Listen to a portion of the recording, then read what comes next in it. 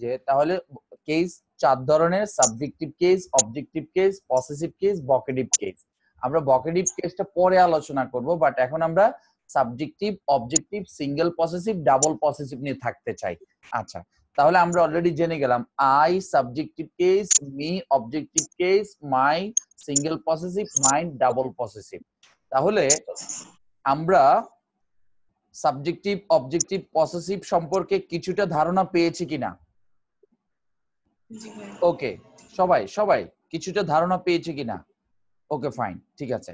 আর আমরা বেসিক্যালি ছিলাম হচ্ছে ট্রানজিটিভ ভার্বে, যেখানে ছিলাম যে যে সকল ভার্বের কর্ম আছে তাদেরকে ট্রানজিটিভ, তাদেরকে অবজেক্ট বা কর্ম বলে।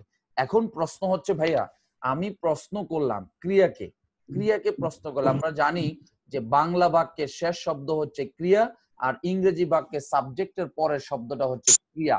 তাহলে আমরা বাংলা বাক্যকে যদি প্রশ্ন করি যে যেমন মনে করো, সে আমাকে সাহায্য করেছিল, সে আমাকে সাহায্য করেছিল, তাহলে সাহায্য করাটা হচ্ছে ক্রিয়া। তাহলে সে সে কি সাহায্য করেছিল, উত্তর আসে না। যখন প্রশ্ন করবো সে আমাকে সাহায্য করেছিল, তখন উত্তর আসে। তাহলে কি এবং কাকে দুইটা দিয়ে যে কোনো একটা দিয়ে প্রশ্ন করে যদি উত্তর পাওয়া যায়, সেটাই হচ্ছে কর্ম। এখন প্রশ্ন হচ্ছে কোনটা ব্যক্তিবাচক, কোনটা কোনটা বস্তুবাচক কর্ম। আমি মঈন ব্যক্তি না বস্তু? তাহমিনা, আমি মঈন তো ব্যক্তি, ঠিক না? ব্যক্তিবাচক। আর এই যে মোবাইল, এটা হচ্ছে বস্তুবাচক। মোবাইল কি বস্তুবাচক, ঠিক আছে? যাদের কোনো সেন্স থাকে না, ইন্দ্রিয় থাকে না, সেন্স থাকে না, ইন্দ্রিয় থাকে না, ঠিক আছে? সেন্স থাকে না বা ইন্দ্রিয় থাকে না, কিভাবে বুঝবা? চিমটা দিয়ে দেখবা, চিমটা দিয়ে দেখবা বা চিমটি দিয়ে দেখবা, যদি আওয়াজ হয় তাহলে মনে করবা যে হ্যাঁ সেন্স আছে। আর সেন্স আছে মানে ব্যক্তিবাচক, সেন্স আছে মানে ইনডাইরেক্ট অবজেক্ট। আর মোবাইলে চিমটা দাও, দেখবা কোনো আওয়াজ নাই, তার মানে এটা ডাইরেক্ট অবজেক্ট, মানে বস্তুবাচক অবজেক্ট। কথা বুঝে গেছে? আচ্ছা, এখন আমরা প্রশ্ন ভাইয়া অবজেক্ট বুঝলাম, কর্ম বুঝলাম, ভার্ব বুঝলাম। এখন ভার্ব তো অনেক রকমের: finite verb, infinite verb, transitive verb, intransitive verb, factitive verb, state verb, strong verb, weak verb, অনেক ধরনের ভার্ব আছে। ট্রানজিটিভ ভার্ব আসলে বেসিক্যালি কোন জিনিসগুলো? তাহলে যে সকল ভার্বের কর্ম আছে তাদেরকে বলা হয় সকর্ম ক্রিয়া। আর একটা বাক্যের ক্ষেত্রে কর্তা ক্রিয়া কর্ম ইংরেজি বাক্যের ধর্ম, একটা কথা আছে কিন্তু, কর্তা ক্রিয়া কর্ম ইংরেজি বাক্যের ধর্ম। আচ্ছা, এই কথাটা কার মতো মনে হয়, কে বলতে পারবে? এই যে প্রেজেন্টেশনটা, কর্তা ক্রিয়া কর্ম ইংরেজি বাক্যের ধর্ম, তৃষা তো আজকে প্রথম শুনছো। তৃষা বলো তো কার মতো লাগতেছে? হানিফ সংকেতের মতো। তুমি তো এটা আগে শোনো নাই, তুমি নিজেই বলছো। যাই হোক, আচ্ছা যাক, কর্তা ক্রিয়া কর্ম ইংরেজি বাক্যের ধর্ম। এখন দেখো, বেসিক্যালি কত ওয়ার্ড শিখলে, কতগুলো শব্দ শিখলে আমরা ট্রানজিটিভ ভার্ব শিখতে পারবো, এটার একটা প্রশ্ন আসে না আবার? জি ভাইয়া। দেখো, তোমরা লিখো ট্রানজিটিভ ভার্ব গুলো হলো, শত শত ভার্ব আছে, হাজার হাজার ভার্ব আছে।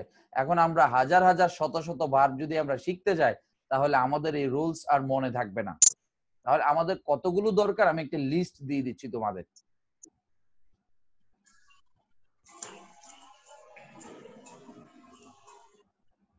লিখো, লেখো, প্রথমে লিখো 3000, 3000 লিখো।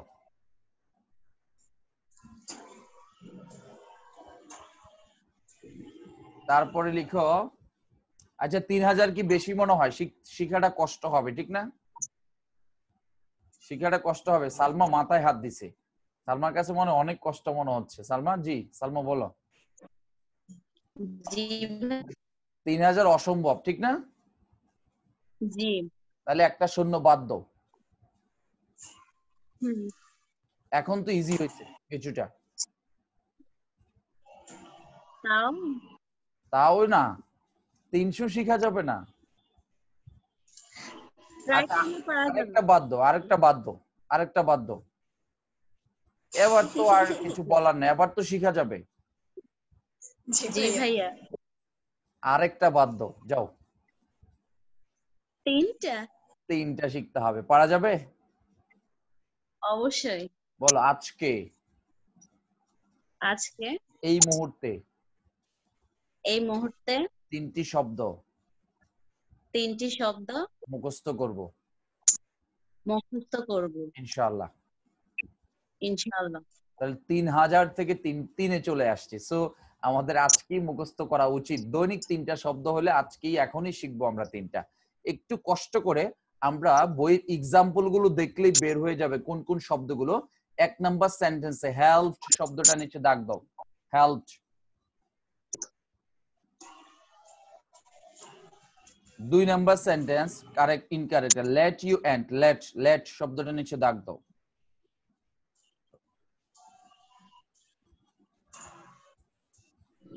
3 number sentence sent SENT sent দাগ দাও। তাহমিনা শব্দগুলো একটু বলো। জি ভাইয়া। বলো। উইট। তিনটা শব্দ বলো। একটা হচ্ছে হেল্পড, আরেকটা হচ্ছে লেট, আরেকটা হচ্ছে কি সেন্ট। আচ্ছা তোমরা এগুলোর B1 গুলো লিখো। B1 গুলো হচ্ছে HELP হেল্প, আর LET লেট, আর SENT এর B1 হচ্ছে SEND Saint. B1 SEND Saint. তাহলে আমরা 3টা শব্দ একটু সবাই একটু পড়ার চেষ্টা করি। সবাই যে আমার সাথে সাথে বলো হেল্প, লেট, সেন্ট। হেল্প সাহায্য করা, সাহায্য করা, লেট অনুমতি দেওয়া, সেন্ট পাঠানো, পাঠানো বা পাঠাও। আচ্ছা যাই হোক সবাই কি লিখতে পেরেছো 3টা শব্দ? তাহলে আমরা আপাতত ধরে নিব এই 3টা শব্দই হচ্ছে ট্রানজিটিভ ভার্ব। 3টা শব্দই কি ট্রানজিটিভ ভার্ব। এখন মনে করো প্রশ্ন লিখো না যে ভাইয়া আপনি তো 3টা শব্দের কথা বলছেন, পরীক্ষায় যদি এই 3টা শব্দের বাহিরে আসে তখন আমাদের কি অবস্থা হবে? প্রশ্ন জাগে কিনা তাহমিনা? জি ভাইয়া। বলো যদি এই 3টি শব্দের বাহিরে আসে মুইন ভাইয়ের দোষ। সিম্পল জিনিস। আর কিভাবে বলা যায় যে পরীক্ষায় শুধু এই 3টাই আসে?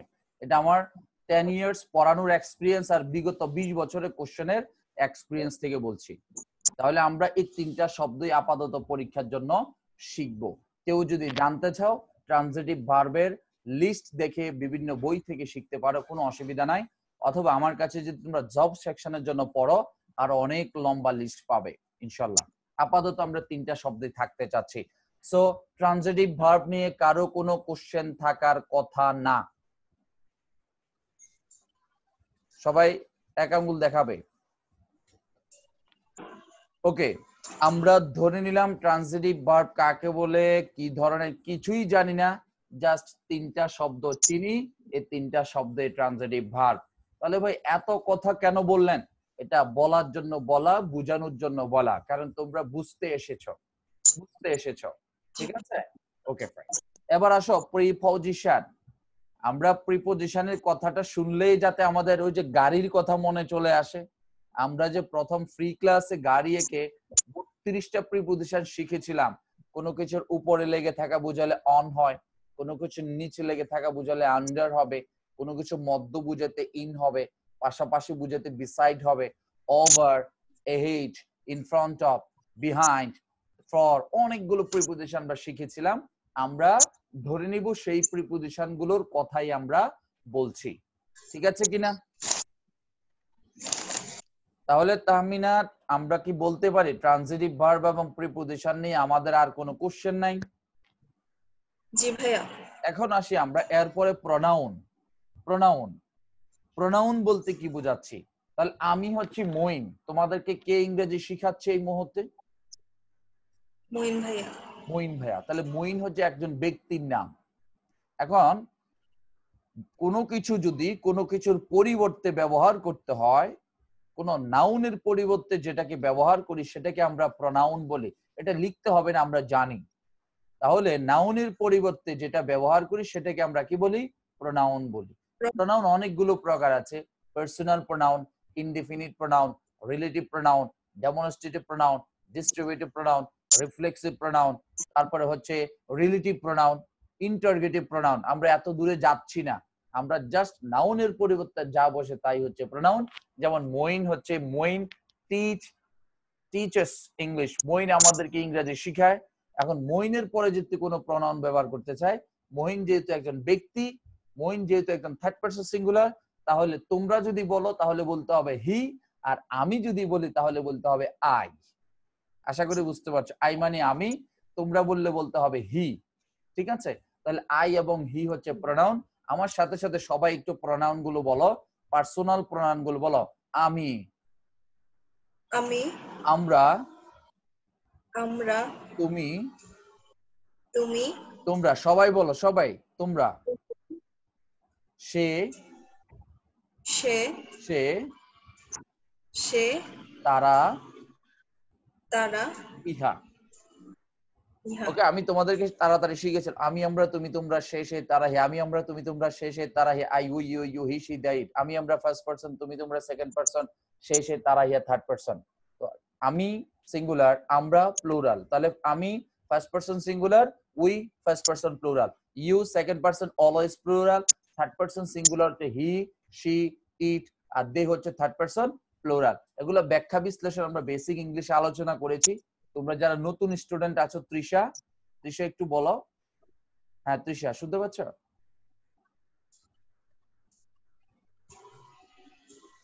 জি তৃষা, তোমরা এগুলো বিস্তারিত আলোচনা পাবে, তোমরা টেনশন করো না। যাই হোক, সো আমি, আমরা, তুমি, তোমরা, সে, সে, তারা, এগুলো হচ্ছে প্রোনাউন। তাহলে ট্রান্সিটিভ ভার্ব, প্রিপোজিশন এবং প্রোনাউন সম্পর্কে আমাদের আর কোনো ঝামেলা নাই। কি বলো তাহমিনা? জি। এখন হচ্ছে অবজেক্টিভ জি ফ্রম। ভাইয়া। অবজেক্টিভ ফ্রম কোথা থেকে আসছে? ওই কেস থেকে আসছে। কেস চার ধরনের: জি। Subjective case, objective case, possessive case, vocative case. তাহলে সাবজেক্টিভ কেস কি আই, অবজেক্টিভ কেস কি me, possessive case single possessive কি মাই, ডাবল পসেসিভ হচ্ছে মাইন। আর যেমন he subjective case, him objective case, his single possessive, his double possessive. তারপর হচ্ছে we, we হচ্ছে সাবজেক্টিভ কেস, আজ হচ্ছে অবজেক্টিভ কেস, আর আওয়ার হচ্ছে সিঙ্গেল পসেসিভ, আওয়ার্স হচ্ছে ডাবল পসেসিভ। এগুলো একটা চার্ট দিছিলাম, লিস্ট দিয়ে দিছি তোমাদের অনেকেরই। যাই হোক, বলে দিছি, সেটা তোমরা আলোচনা করলে পাবে। সো এখন আশা করি অবজেক্টিভ কেস নিয়ে আর তোমাদের কোনো সমস্যা নাই ইনশাআল্লাহ। তাহলে ট্রানজিটিভ ভার্ব নিয়ে কোনো কোশ্চেন আছে? তাহমিনা বলো। আছে? প্রিপোজিশন নিয়ে আছে? না ভাইয়া। প্রোনাউন? না ভাইয়া। অবজেক্ট? না ভাইয়া। ওকে, তোমাকে আবার বিদায় দিতে পারি। সালমা বলো। জি ভাইয়া। ট্রানজিটিভ কেস নিয়ে প্রশ্ন আছে? না ভাইয়া। প্রিপোজিশন? না ভাইয়া। প্রোনাউন? না ভাইয়া। Objective from? না ভাইয়া। তামান্না? জি। ট্রানজিটিভ ভার্ব কোনো কোশ্চেন? না ভাইয়া। প্রিপোজিশন? না ভাইয়া। প্রোনাউন? না ভাইয়া। Objective from? না ভাইয়া। ছেলেদেরকে জিজ্ঞেস না করলে রাগ করবে। কাউসার? জি ভাইয়া। ট্রানজিটিভ ভার্ব কোনো কোশ্চেন? না ভাইয়া। প্রিপোজিশন? জি না। প্রোনাউন? না ভাইয়া। Objective from? না ভাইয়া। Okay, thank you so much, thank you. আর কারো কোনো কোশ্চেন নাই যেহেতু, সো এখন আমরা মেইন রুলসে আসতে পারি। এখন আমরা রুলস নিয়ে আলোচনা করব। এতক্ষণ আমরা রুলস বোঝার জন্য কি কি জানা দরকার সব বলেছি। এখন আমি খাদিজা একটু রেসপন্স করবে। খাদিজা? জি স্যার। এখন তুমি রুলসটা একটু পড়ো। ট্রান্সিটিভ ভার্ব এবং প্রিপোজিশন এর পরে প্রোনাউনের অবজেক্টিভ ফর্ম বসে। তাহলে ট্রানজিটিভ ভার্ব এবং প্রিপোজিশনের পরে কিসের পরে বলো তো? ট্রান্সিটিভ এবং প্রিপোজিশন পরে। আচ্ছা বলো তো ট্রানজিটিভ ভার্ব গুলো কোনগুলো লিখে দিছি? help, let, send. আচ্ছা, প্রিপোজিশন বলতে কোনগুলো? প্রিপোজিশন বলতে on, in, অফ। up আচ্ছা, এগুলা। Okay fine. তাহলে এগুলোর পরে কি হবে? প্রোনাউনের কি হবে? অবজেক্টিভ ফর্ম হবে নাকি? অবজেক্টিভ ফর্ম হবে। আচ্ছা, প্রোনাউন বলতে কোনগুলো বলছিলাম? আই, উই, আর কি কি জানো? প্রোনাউন বলতে কি কি বলছিলাম? I, we, he, we, he, she. He, she. আচ্ছা, তাহলে মনে করো যদি কোনো ট্রানজিটিভ ভার্বের পরে অথবা প্রিপোজিশনের পরে আই থাকে, আইটা কি আই হবে নাকি সাব মি হবে? কোনটা হবে? মি হবে। Thank you so much. Naima একটু রেসপন্স করো। নাইমা, জি ভাইয়া। সবাই আমরা কারেকশনের দিকে খেয়াল করব, বইয়ের দিকে। সবাই বইয়ের দিকে। নাইমা 1 নাম্বার সেন্টেন্স কারেকশন করো তো দেখি কতটুকু বুঝতে পেরেছো। সেন্টেন্সটা He পড়ো। helped, জি, আছে he helped you and I, ব্র্যাকেটে আছে I, তাহলে এখানে আনসার হবে he helped you and me, এখানে কেন মি হবে? কারণ ভাইয়া এখানে ট্রানজিটিভ ভার্ব helped আছে ওকে, সেজন্য। এখন প্রশ্ন হচ্ছে ভাই আপনি আমাদেরকে মুখস্থ করায় দিলেন, আমাদের উপর একটা প্রেসার দিয়ে দিলেন যে ট্রানজিটিভ ভার্বের পরে আইটা মি হয়ে যায়, প্রোনাউনটা অবজেক্টিভ ফর্ম হবে। কিন্তু কেন প্রোনাউনটা অবজেক্টিভ ফর্ম হবে বা কেন প্রোনাউনের অবজেক্টিভ ফর্ম হবে একটু অর্থ বোঝাটা দরকার। আমি একটু বুঝাই দিচ্ছি। দেখো, আমি যদি বলি হি হেল্পড ইউ, সে সে তোমাকে সাহায্য করেছিল, সে তোমাকে সাহায্য করেছিল, এন্ড আই, আমি সাহায্য করেছিল, সে তোমাকে এবং আমি সাহায্য করেছিল, অর্থ কি হয়? না ভাইয়া। তাহলে আমরা যেটা বুঝতে পারছি, আরো বেসিকে যদি যাই আমি অর্থ বোঝানোর জন্য, যে অর্থের সমস্যার কারণে অবশ্যই আমাদেরকে গ্রামারের রুলস গুলো মানতে হবে। তো আমি না, সে তোমাকে এবং আমাকে সাহায্য করেছিল। নিশ্চয়ই এখন ব্যাখ্যা সহকারে বুঝতে পেরেছো। জি ভাইয়া। ওকে, আমরা সবাই আনসারটা লিখে ফেলবো। 2 নাম্বার এক্সাম্পল।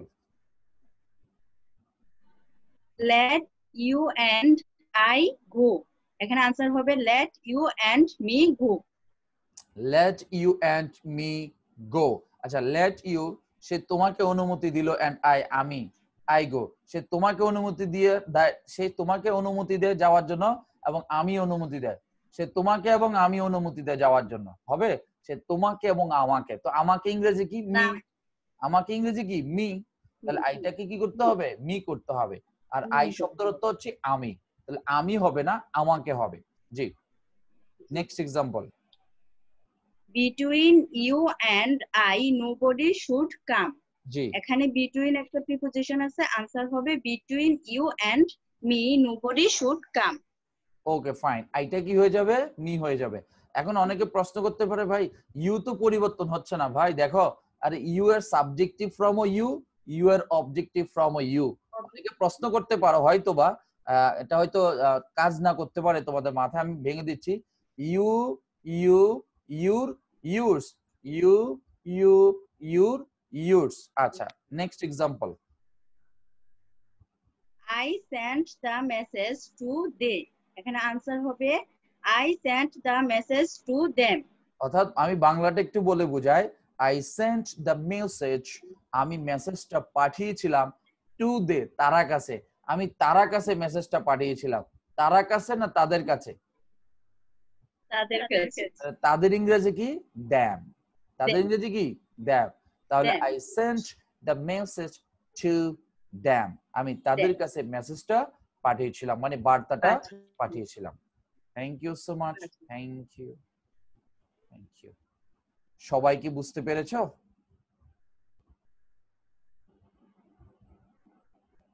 সবাই বুঝতে পেরেছো? আচ্ছা আচ্ছা, ঠিক আছে, good good, thank you so much.